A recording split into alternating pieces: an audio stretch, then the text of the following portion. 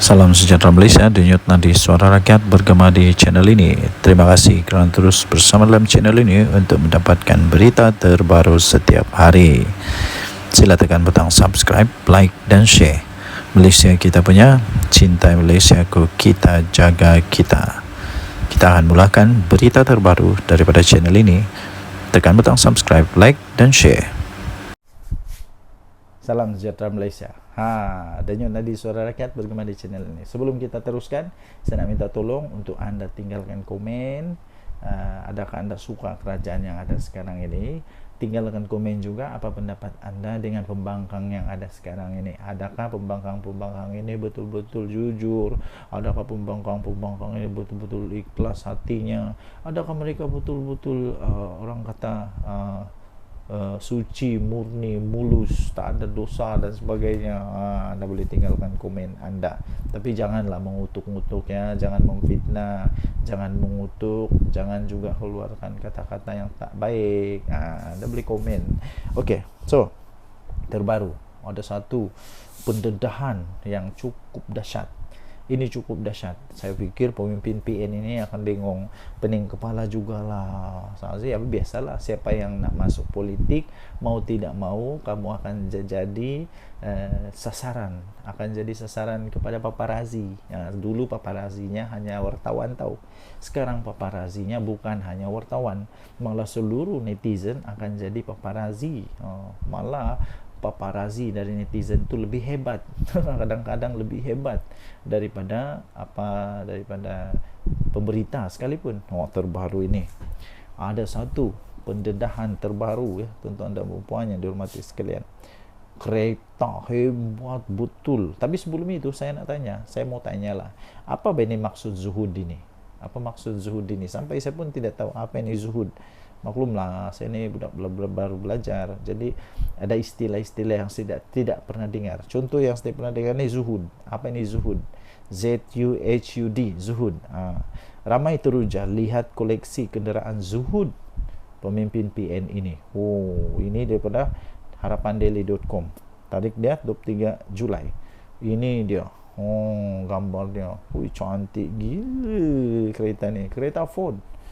Tular sejumlah banyak ni, sejumlah koleksi kenderaan bukan kelas maharin yang dikaitkan dengan seorang pemimpin Perikatan Nasional. Keupayaan pemimpin berkenaan dalam memiliki kenderaan-kenderaan terbabit telah mengundang persoalan, sehingga ada yang mengaitkan dengan Suruhanjaya Pencegahan Rasuah Malaysia SPRM. Menurut perkongsian daripada seorang pengguna X, dulunya Twitter, sekarang X, iaitu @saiful adn, dapat dilihat kereta dan motosikal berkuasa tinggi itu yang juga memiliki nombor pendaftaran kenderaan yang cukup istimewa. Gambarnya ini itu. Semakan daripada Harapan Daily mendapati bagi model motosikal otomatik AT di bawah siri Honda XADV yang terpampang di media sosial itu, harganya itu bermula daripada RM63.299. Ini bukan motosikal kelas maharin.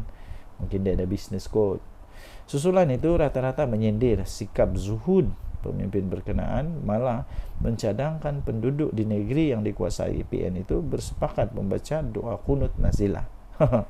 Tidak kurang juga yang secara sinis berkongsi gambar penyokong pembangkang yang umum di Laun hanya mampu menunggang motosikal kapcai sambal menjual akhbar rasmi PAS Haraka. Salam sejahtera Malaysia. Masih lagi misteri sampai sekarang ya, tuan-tuan dan puan-puan. Apa sebenarnya yang terjadi di antara PAS dengan Mat Sabu? Sebab Mat Sabu kan dulu orang kuat PAS. Kenapa dia sanggup untuk tinggalkan PAS dan kemudian dia tubuhkan parti yang disebut sebagai Parti Amanah? Jadi ramai orang nak tahulah apa sebenarnya yang berlaku, apa rahsia di sebaliknya. Mungkin anda tahu salah satu rahsia itu, anda boleh tinggalkan di ruang komen. Apa sebenarnya terjadi di antara PAS dan Mat Sabu?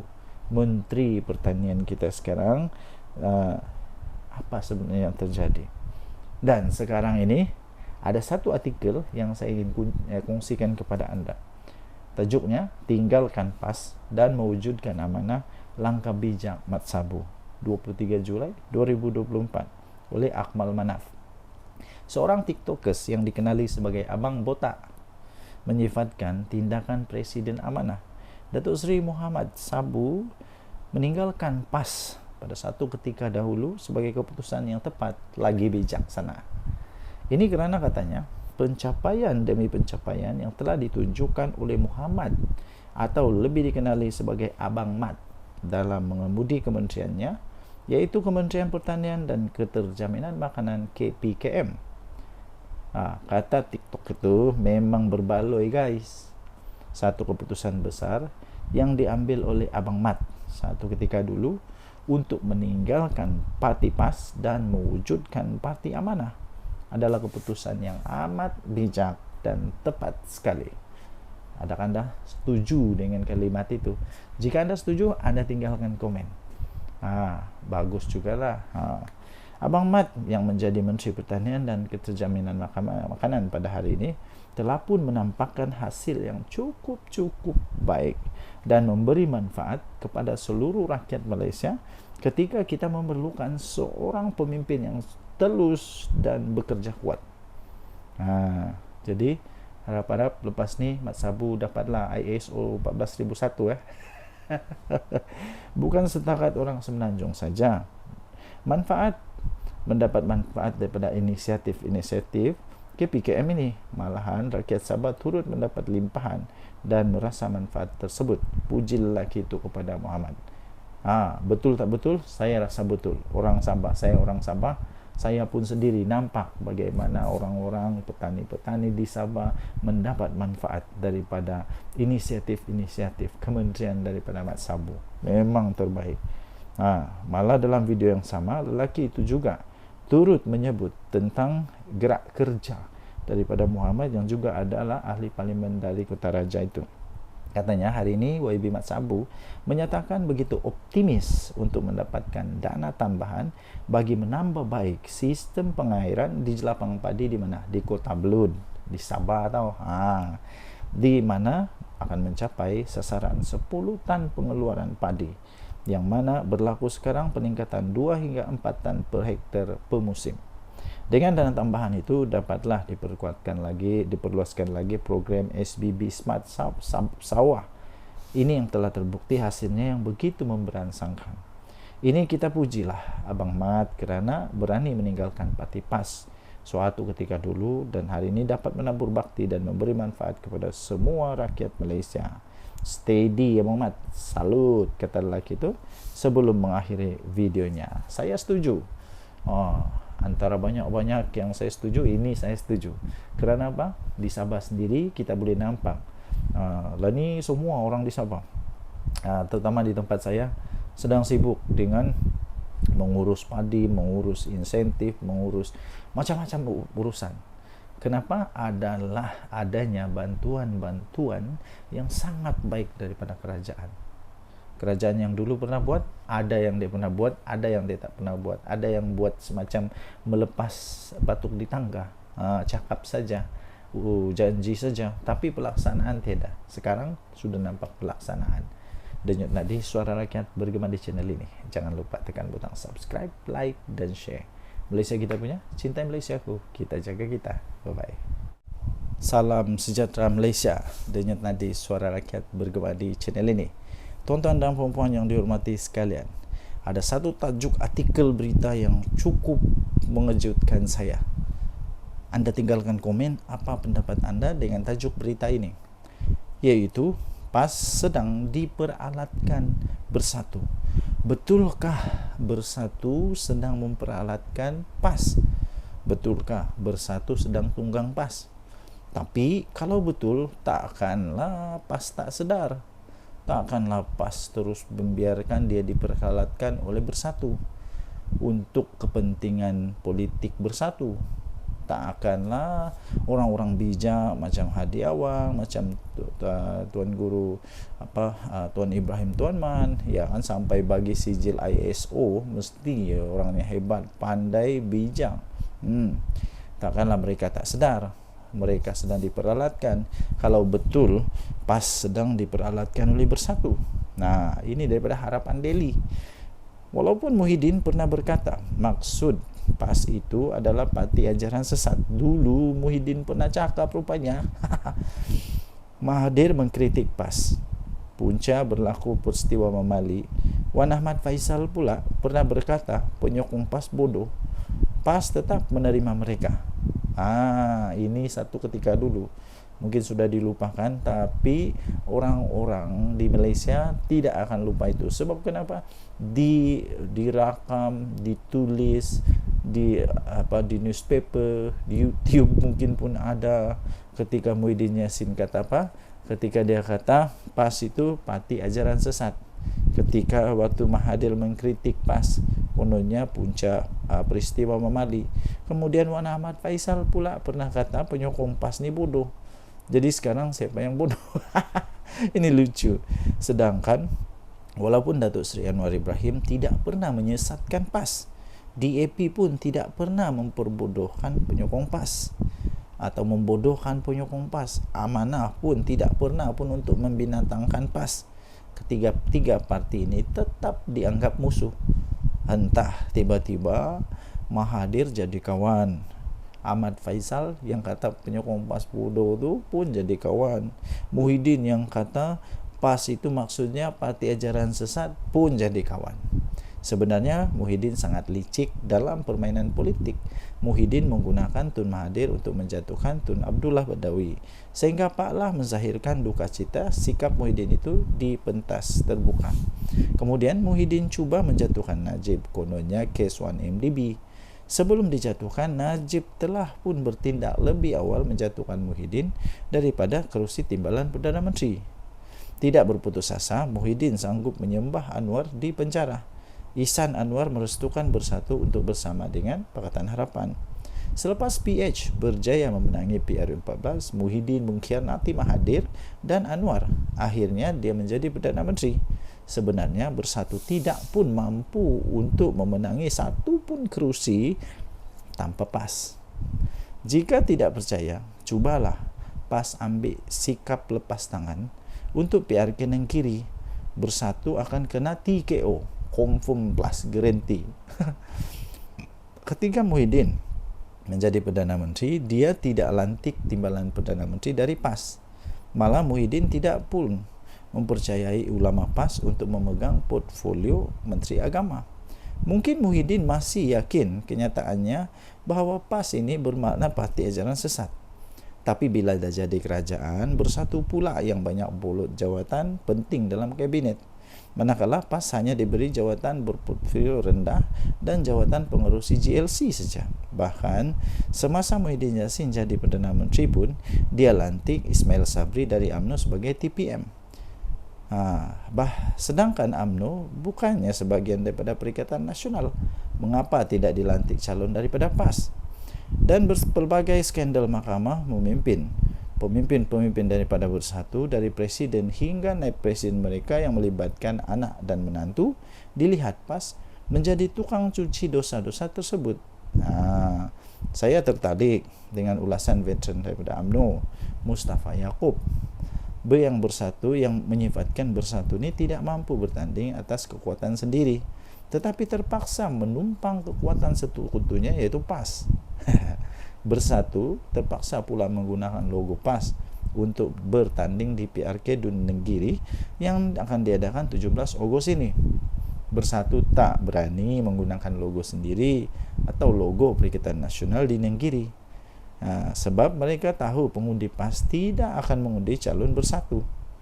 PAS dan PN hanyalah kuda tunggangan Bersatu, di mana mereka digunakan untuk menggerakkan jentera bagi pihak Bersatu. Maklumlah, Bersatu bukannya ada kekuatan jentera pun. Nampak tak betapa hinanya kedudukan PAS dalam PN? eloklah PAS tunggang agama, bersatu pun tunggang PAS, kata tulisan ini. Okey, jadi anda boleh baca ini di di harapandaily.com 23 Julai 2024, ditulis oleh Norman Radzwan. Tajuk dia, PAS sedang diperalatkan bersatu. Apa pendapat anda dengan tulisan ini? Apa pendapat anda dengan tulisan ini? Anda boleh tinggalkan komen. Denyut Nadir, Suara Rakyat, bergema di channel ini. Bye-bye. Salam sejahtera Malaysia. Denyut Nadir, Suara Rakyat, bergema di channel ini. Sejak sekian lama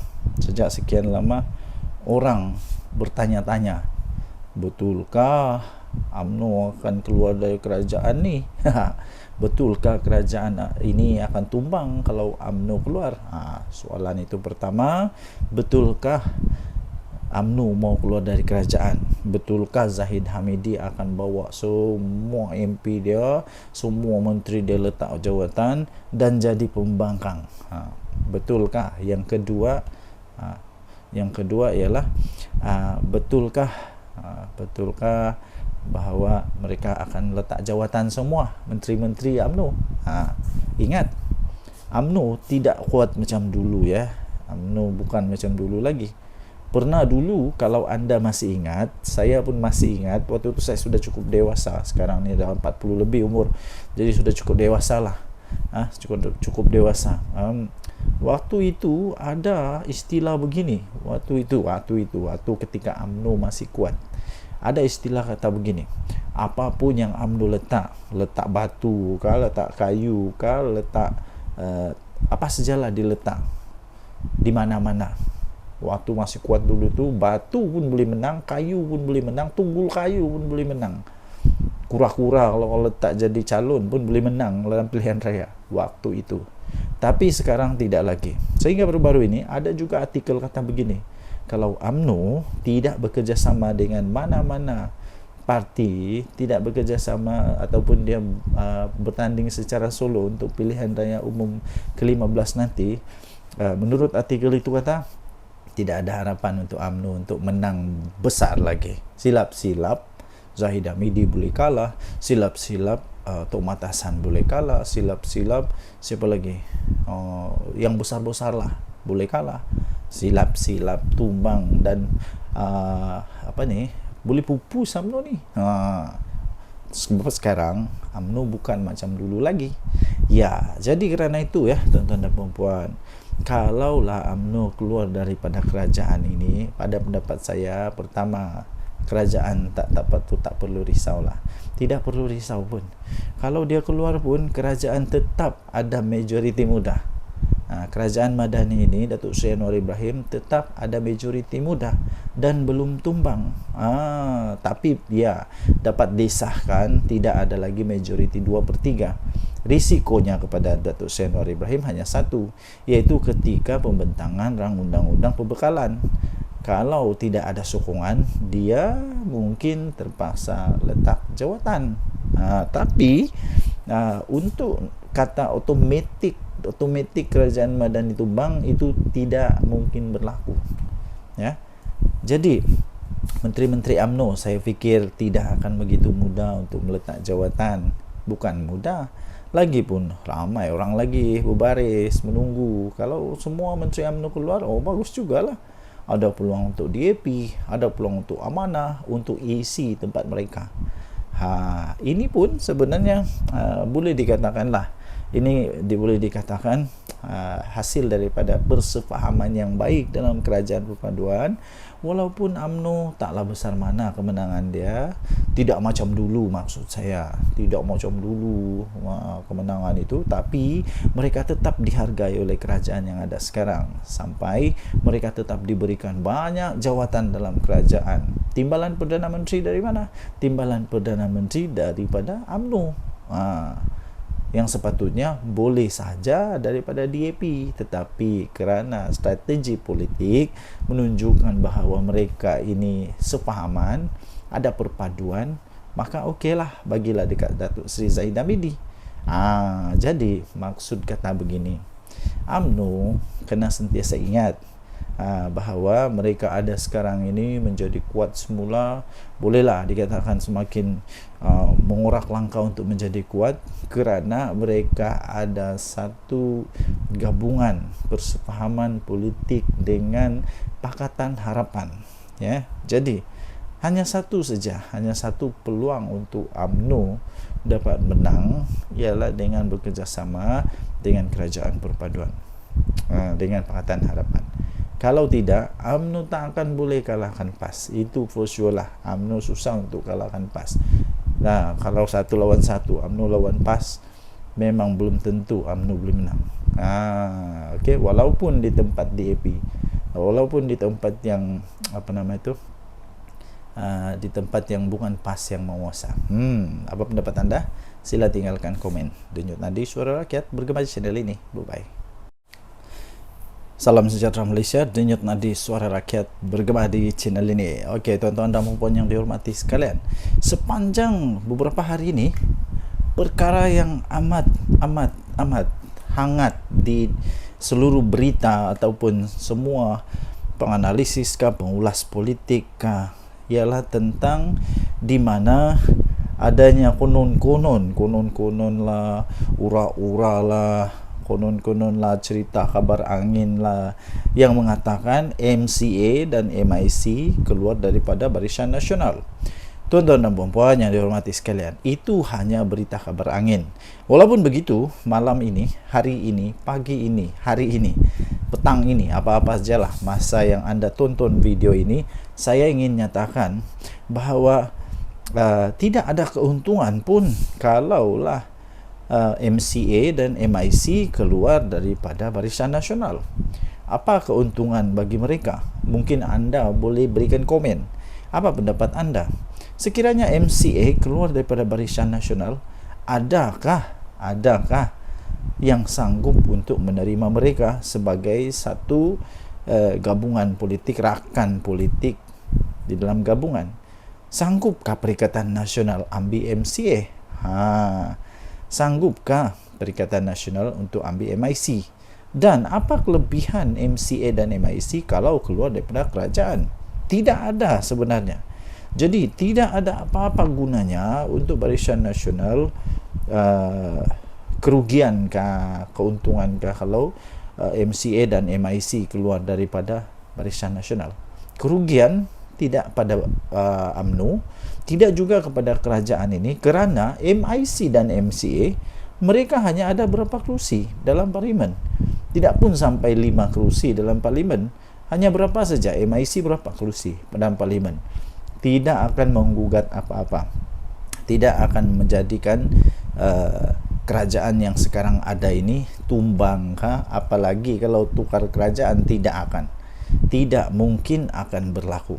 Walaupun sebenarnya secara faktanya pun, andai kata Barisan Nasional semua keluar daripada kerajaan pun, kerajaan Madani ini tidak akan tumbang pun, tetap akan kekal menjadi kerajaan sekurang-kurangnya sampai pada PRU 16 nanti. Tuan-tuan dan puan yang dihormati sekalian, jika begitu, apa sebenarnya sebab untuk Barisan Nasional kehilangan MCA dan MIC? Tidak ada apa-apa sebab pun. Lainlah kalau kita cakap tentang UMNO, mungkin mereka kecewa tentang Najib Razak, mungkin mereka kecewa tentang banyak perkara-perkara yang mungkin saja. Tapi untuk MIC dan MCA tidak ada apa-apa isu pun yang mereka boleh timbulkan. Mereka malah perlu bersyukur, berterima kasih kepada kerajaan ini, kerana walaupun jumlah mereka yang sedikit macam tu pun, tapi tetap dianggap amat penting oleh kerajaan Madani ini. Jadi tuan-tuan dan puan yang dihormati sekalian, pada pendapat saya, pada pendapat ini, pendapat saja ya, semua orang ada pendapat masing-masing. Anda boleh bantah, anda boleh bangkang pendapat yang saya utarakan ini, terpulang kepada anda. Sekiranya MIC dan MCA nak keluar, kalau pendapat saya, UMNO tak payah nak tergeh-geh pun, untuk pujuk MCA atau MIC ni. Biar pergi kat mereka lah. Mereka nak pergi bergabung dengan PAS kah, nak bergabung dengan bersatu kah, terpulanglah, mau buat pergabungan baru. Kalau sekarang ini ada Perikatan Nasional, mungkin selepas ini ada Perikatan Paling Nasional. Tak kisahlah. Yang penting pada pendapat saya, kalau mereka nak keluar, biar pergi kat depa. Mungkin mereka suka untuk jadi pembangkang, dipersilakan. Tapi setakat ini semua itu hanya kabar angin. Dan kalau mereka keluar pun tiada apa-apa pun kerosakan kepada kerajaan ini. Jadi apa pendapat anda? Sila tinggalkan komen anda. Sekiranya MCA dan MIC mau keluar, apa pendapat anda? Betulkah mereka mau keluar? Mungkin anda ada sumber yang lain yang mengatakan mereka mau keluar.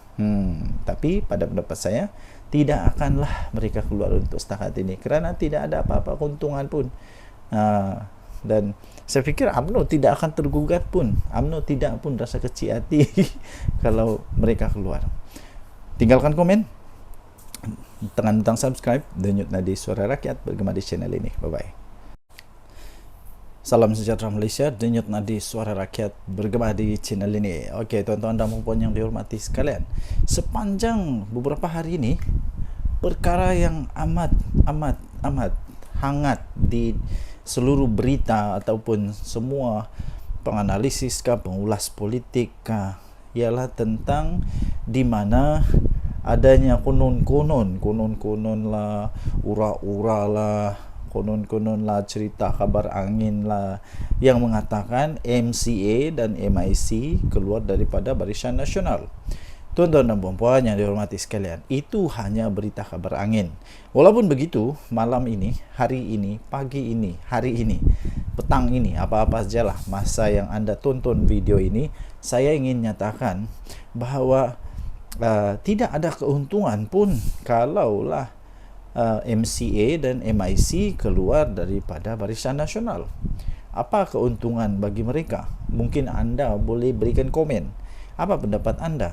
Sekiranya MCA keluar daripada Barisan Nasional, adakah yang sanggup untuk menerima mereka sebagai satu gabungan politik, rakan politik di dalam gabungan?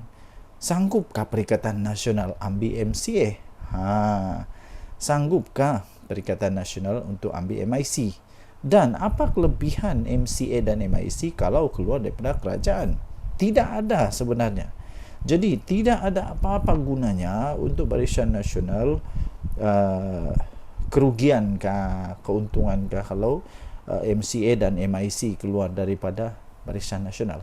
Kerugian tidak pada UMNO, tidak juga kepada kerajaan ini, kerana MIC dan MCA mereka hanya ada berapa kerusi dalam parlimen. Tidak pun sampai 5 kerusi dalam parlimen. Hanya berapa saja, MIC berapa kerusi dalam parlimen. Tidak akan menggugat apa-apa. Tidak akan menjadikan kerajaan yang sekarang ada ini tumbang. Apalagi kalau tukar kerajaan, tidak mungkin akan berlaku. Walaupun sebenarnya secara faktanya pun, andai kata Barisan Nasional semua keluar daripada kerajaan pun, kerajaan Madani ini tidak akan tumbang pun, tetap akan kekal menjadi kerajaan sekurang-kurangnya sampai pada PRU 16 nanti. Tuan-tuan dan puan yang dihormati sekalian, jika begitu, apa sebenarnya sebab untuk Barisan Nasional kehilangan MCA dan MIC? Tidak ada apa-apa sebab pun. Lainlah kalau kita cakap tentang UMNO, mungkin mereka kecewa tentang Najib Razak, mungkin mereka kecewa tentang banyak perkara-perkara yang mungkin saja. Tapi untuk MIC dan MCA tidak ada apa-apa isu pun yang mereka boleh timbulkan. Mereka malah perlu bersyukur, berterima kasih kepada kerajaan ini, kerana walaupun jumlah mereka yang sedikit macam tu pun, tapi tetap dianggap amat penting oleh kerajaan Madani ini. Jadi tuan-tuan dan puan yang dihormati sekalian, pada pendapat saya, ini pendapat saja ya. Semua orang ada pendapat masing-masing. Anda boleh bantah, Anda boleh bangkang pendapat yang saya utarakan ini, terpulang kepada anda. Sekiranya MIC dan MCA nak keluar, kalau pendapat saya, UMNO tak payah nak terhege-hege pun, UMNO tak payah nak terhege-hege pun untuk pujuk MCA atau MIC ni. Biar pergi kat mereka lah. Mereka nak pergi bergabung dengan PAS kah, nak bergabung dengan Bersatu kah, terpulang lah. Mau buat pergabungan baru. Kalau sekarang ini ada Perikatan Nasional, mungkin selepas ini ada Perikatan Paling Nasional. Tak kisahlah. Yang penting pada pendapat saya, kalau mereka nak keluar, biar pergi kat mereka. Biar pergi kat mereka. Mungkin mereka suka untuk jadi pembangkang, dipersilakan. Tapi setakat ini semua itu hanya kabar angin. Dan kalau mereka keluar pun tiada apa-apa pun kerosakan kepada kerajaan ini. Jadi apa pendapat anda? Sila tinggalkan komen anda. Sekiranya MCA dan MIC mau keluar, apa pendapat anda? Betulkah mereka mau keluar? Mungkin anda ada sumber yang lain yang mengatakan mereka mau keluar. Tapi pada pendapat saya, tidak akanlah mereka keluar untuk setakat ini, kerana tidak ada apa-apa keuntungan pun. Dan saya fikir UMNO tidak akan tergugat pun. UMNO tidak pun rasa kecil hati kalau mereka keluar. Tinggalkan komen, tekan butang subscribe, denyut nadi Suara Rakyat bergema di channel ini. Bye-bye.